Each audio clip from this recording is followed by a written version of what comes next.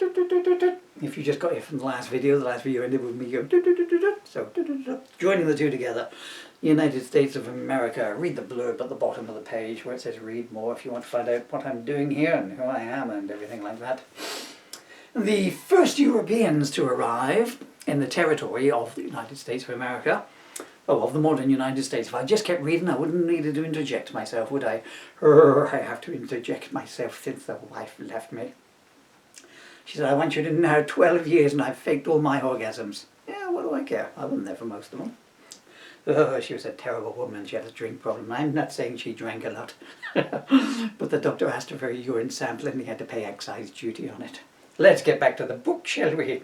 The first Europeans to arrive in the territory of the modern United States. Let's just do it straight. The first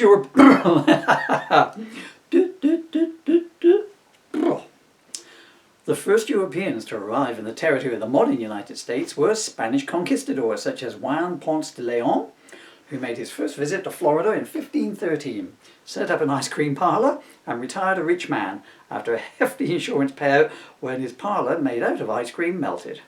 Following the Spanish lead, people found a Spanish dog. After this, people then began arriving in the territory of the modern United States. Some of these just get past me. They work better if you're just reading them straight, you know. From France, England, and Mars. Who are you? Asked the Spanish, the nosy buggers. We are the Mars family from Cleethorpes, replied the Martians. Why are you green? Seasickness.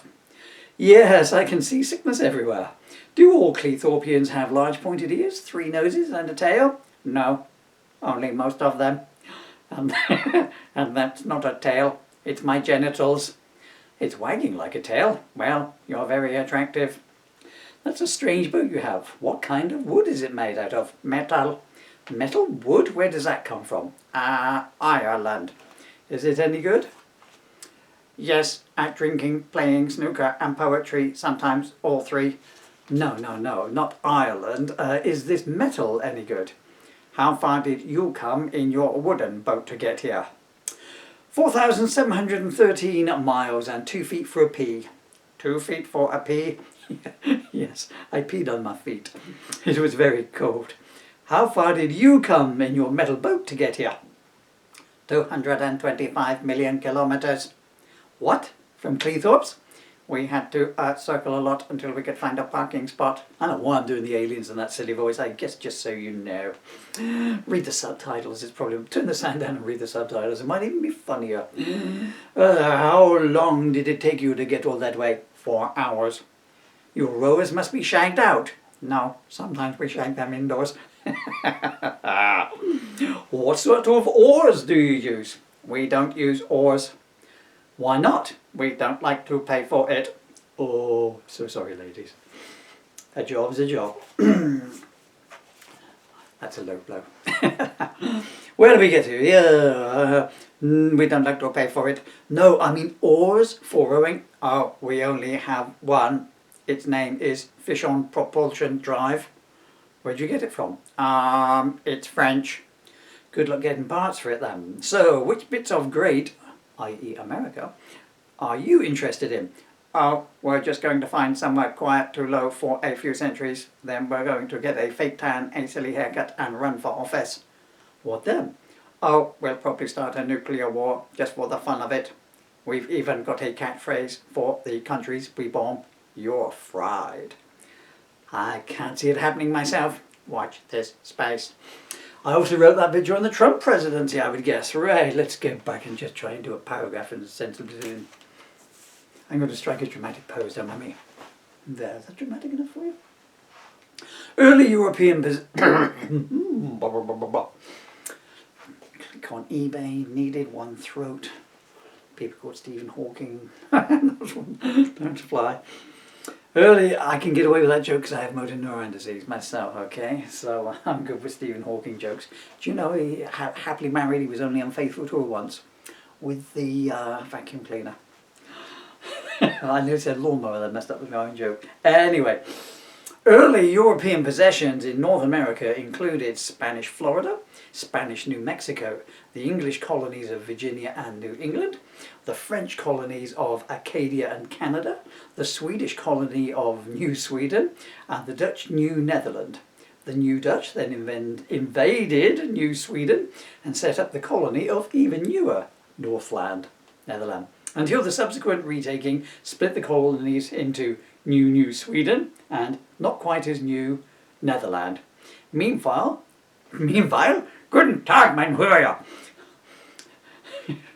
Meanwhile, Newfoundland split into and became Old Foundland and Mrs. Jemima Smith. I can't read the next bit because it's in blast. Oh, Thanksgiving. How long does this bit go on for? Shall I do? How am I doing over time? That's 5 minutes 56 seconds. Oh, let's just keep blasting on. So, the second Thanksgiving and Plymouth Rock.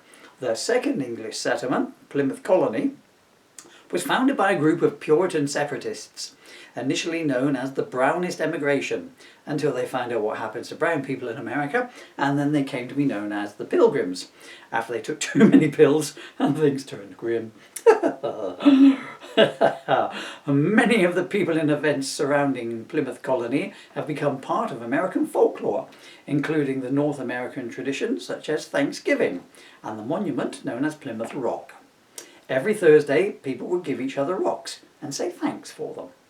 After 20 years, there were murmurs of dissent, as some people were becoming disgruntled at only receiving tiny rocks as a gift, while they themselves were handing out 45-ton boulders. The disgruntled began throwing the smaller rocks through the windows of the people who had handed them out, which disgruntled them, as one, it was costing them a fortune in glass, and two, they were obliged to say thanks, even as yet another ungratefully returned stone felled them and their budgie to the ground. "How about we just do this once a year?" asked Ned Sturberberber, as he took a return projectile from Edgar Shorty Flensman in the groin. "Oh, and by the way, thanks." "You're welcome," said Edgar, and followed it up with a 15-tonner onto Ned's todger. "Thanks," whispered Ned in a very croaky voice.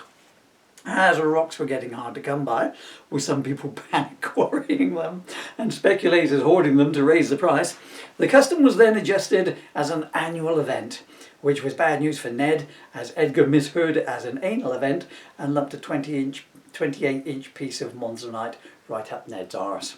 Okay, I think I need to rest my jaws a little bit, so I'm going to come forward and press the clicky off button. Tick tock, tick tock, tick tock, tick tock.